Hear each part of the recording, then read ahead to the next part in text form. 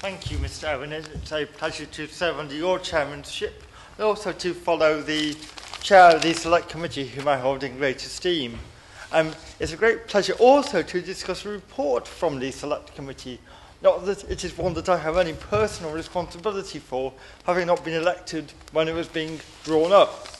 But nonetheless, priorities for rail investment is, I think, a very worthy topic of debate, not least because of the amount of public money that our railways consume. We have a democratic duty to ensure that investment is properly apportioned for the right reasons.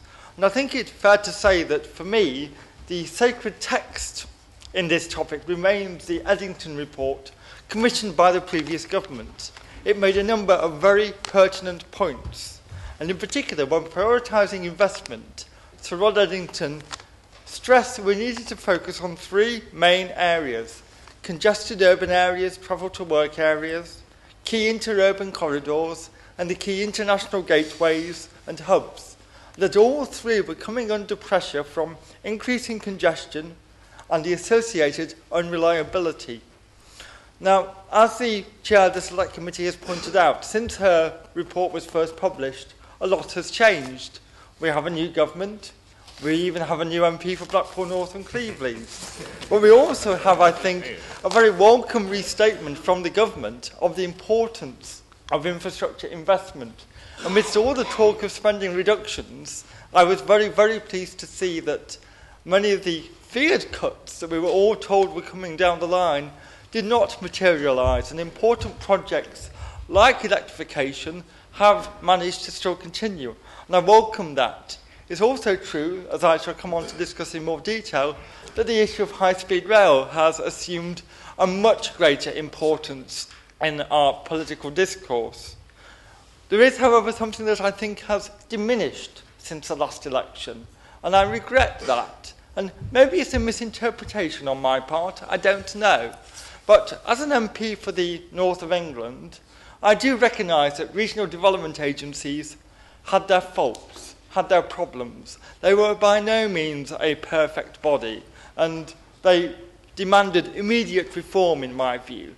But I do agree with the Honourable Member for Liverpool Riverside that one area where they did make a contribution was the quality of the transport planning that they provided through the Northern Way, who I have had the pleasure to meet time and time again. The quality of the work they have done was one reason why the government's infrastructure announcements for the North of England went down so well. And I have genuine concerns about the quality of policy making if the Northern Way does not find a niche within the new government structures. The North is different. I don't just mean that in terms of special pleading. We do know there is a substantial productivity gap between the North and the South of England. And this isn't just the usual carping about London getting all the transport money. I recognise that London is our national capital, a global capital, if anything. It needs substantial public investment. But we cannot overlook the fact that the North has, over many, many years, I believe, not been getting a fair share. It's been getting something, I believe, of a raw deal. And one thing and the Honourable Member for Newport, I think, suggested to me earlier today that I read his book on how to be a backbencher. Well, I have learnt one essential truth so far, which is that it's only when an MP is bored of talking about an issue that he knows he has got it across. So, with some trepidation, I go on to talk about the Northern Hub. When the report was first published, it was still the Manchester Hub, and I take some pleasure in having played a role in getting it renamed the Northern Hub, if only to reflect the fact that it benefits the whole of the North of England and the North of Wales, from Anglesey to Newcastle. The Northern Hub is not just a building in Manchester. It is a series of discrete projects that unlocks the potential of this rich, dense rail network that exists across the North of England. It is absolutely vital that it goes ahead. I welcome all the positive indications we have had so far from the Minister. Every time I have bored her and the Secretary of State by asking about it, we get a nod and a wink that it will be in control period 5. I ask once again that that be restated. Because we have to realise that whenever we are discussing intercity travel in the UK, For those of us who are London-centric, perhaps, or coming up and down here all the time, it is north-south that matters greatly. But if you speak to the businessmen in my constituency and across the north of England, east-west is just as important. If you are in Manchester, you do occasionally need to go across the Pennines to Leeds, and even further to Newcastle. Sometimes my constituents want to go to North Wales, to the seaside, because they've had enough of Blackpool. Surely not. So east-west travel does matter. Indeed, the Commission for the Protection of Rural England backs better trans-Pennine rail links. I'm not sure that they would say that with HS2, perhaps. Certainly, I give way to the Honourable Gentleman. Very strongly agree with his view about east-west links being as equally important. Would he agree with me that it's absolutely vital to keep the Woodhead Tunnel for future transport use and not let it be poisoned by having electricity cables put through it? The previous government arranged for that to happen, and I hope the present government will continue to preserve the Woodhead Tunnel for future transport use. I thank you for that point. As in all matters relating to rail freight, I bow to his superior knowledge and would not dare to trespass upon it for fear of being shown up to be an ignoramus. I feel I ought to, though, discuss HS2 because it is such a controversial issue and it really cannot be avoided in my view. I think the arguments are difficult. We have to be very clear, whatever side of the argument you are on, that your policy is evidence-based. Only when you have the evidence base can you actually then start to address the politics of the proposals. I recognise there are arguments on both sides. As a Northern MP, I do see immense potential benefits. And I'm sure if I was a Member of Parliament in an area affected by the proposed route, I would have enormous concerns as well. But in my view, it is dangerous to base our arguments solely on a few simplistic notions. Building this railway alone will not heal the north-south divide in this country. And it is foolish, I think, to base your argument on that soundbite alone. It is equally dangerous to base the argument on saying that it will somehow have magnificent environmental benefits by rendering domestic aviation unnecessary.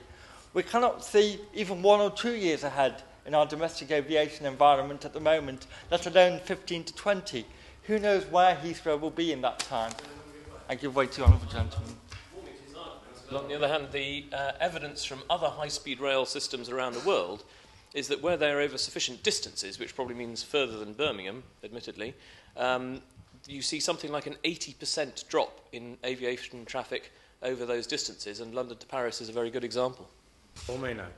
I thank you for that point, and I agree with him entirely, almost, but only perhaps 80%, because it very much depends upon where you are flying from to, and my suggestion might be that in 15 years' time, no one will be flying domestically to Heathrow, if only because it may have ceased to be an international hub.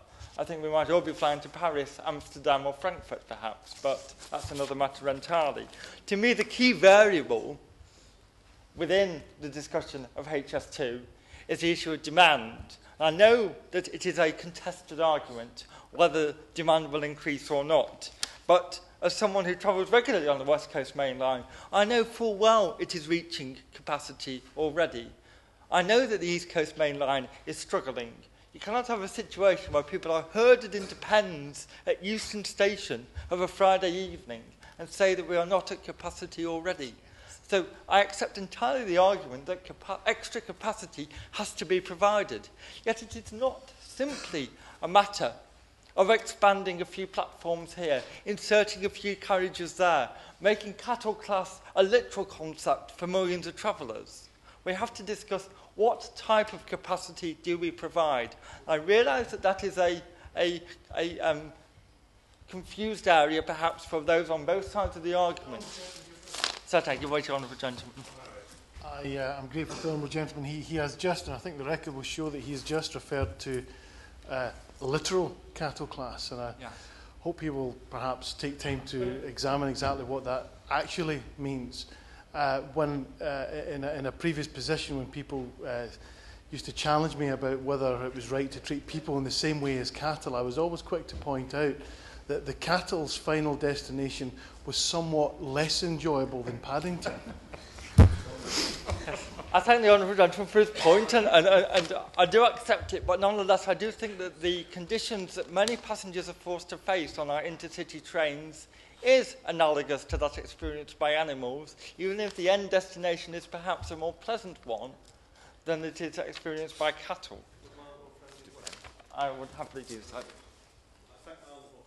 Way, and he mentioned about using the West Coast Main Line regularly, as I do.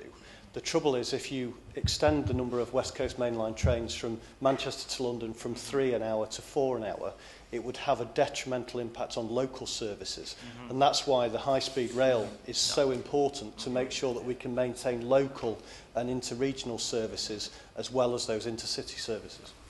Thank you. The Honourable Gentleman makes my point in anticipation of me making it. Because it is certainly the case that where we are discussing demand, I take entirely the point that the network of high-speed rail mapped out already links areas with a very high concentration of service industries, which I think is the key to saying that the predictions for demand are more robust than they were in, say, Spain, where they were linking Madrid and Seville had a high level of heavy industry but no service industry, so no demand occurred.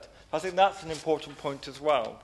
I would like to make a number of points before I conclude to allow as many people as possible to participate. Can I make a plea to the Minister regarding open access rail? We have just seen the sad failure of the Wrexham and Shrewsbury line, which wasn't a good example of open access, although it failed to make money. We do have other examples around the country, such as Grand Central, which have shown that open access can work. And can I urge her to unambiguously state her support for open access in the forthcoming white paper and indeed today, because I know that many open access companies are uncertain at the moment of what their future may or may not be. I know that in the case of Blackpool, open access is perhaps our only chance of getting a link to London back again. So, I would urge you to make some positive noises on open access. I would also just like to conclude by making a plea that whenever we write these reports, it is always a temptation to come up with a wish list. I have fallen into the trap myself today by highlighting the Northern Hub. But wish lists are easy to do. Far harder, in my view, is to actually discuss and come to a view as to how we actually prioritise in terms of policy making. How do we reconcile all the different competing local priorities that each of us have in our own constituencies about how to apportion public money? It isn't easy. Could the Honourable Member give way on that specific I would certainly happy to. I'm very grateful for the Honourable Member giving way on that point, because one of the questions I would have as a member representing North Wales is to what extent there should be a recognition, obviously, of the economic impact of railway investment, but also the degree to which that investment should take into account regional variations, because my understanding at this point in time is that investment into the railways does not take into account, for example, the situation of Wales, so there cannot be even an identification of the investments in Wales as compared to other parts of the United Kingdom. And should we actually have a system which actually allows us to identify the investments in Wales as a percentage of the overall investment in the railways? I thank you for that point, and it's a very good one. I think it's really important that we have more local decision making. That's very easy to say. We all talk about localism now, I know. But we have to realise that it is not a case of build it and they will come. We've heard evidence recently about the Stratford International Rail Station that has no international rail services. Merely building transport infrastructure does not guarantee either passengers or even economic growth. Too much hope is often placed by local government in signature key schemes that they spend public money on promoting, that they tell us all will be transformational, and yet 10 years down the road have been shown to be nothing of the sort. We need more innovation. Yes, that's easy to say. We all say that as well. Because some small local schemes, a passing cord here, a passing place there, a slightly longer platform there, can be very cost-effective ways of increasing capacity. But priorities do need to be decided on a regional, sub-regional, as well as a national level. We have an increasingly complex and dense map of economic decision-making organisations. Travel to work areas, city regions, local enterprise partnerships, strategic transport partnerships, and smaller micro-local organisations. One of the best transport submissions I've ever seen came from a body called the Upper Calder Valley Renaissance Network that was incredibly powerful, full of good ideas, real understanding of its own local transport economy, but a very micro area. So my plea to the Minister is, can you somehow grasp that thorny nettle? We have a profusion of expertise out there that enables us to make good, quality, evidence-based local decisions at a local level. I despair when I hear of the Department for Transport arguing the toss over the sighting of a vending machine at Crewe Station platform. That has nothing to do with the Department for Transport.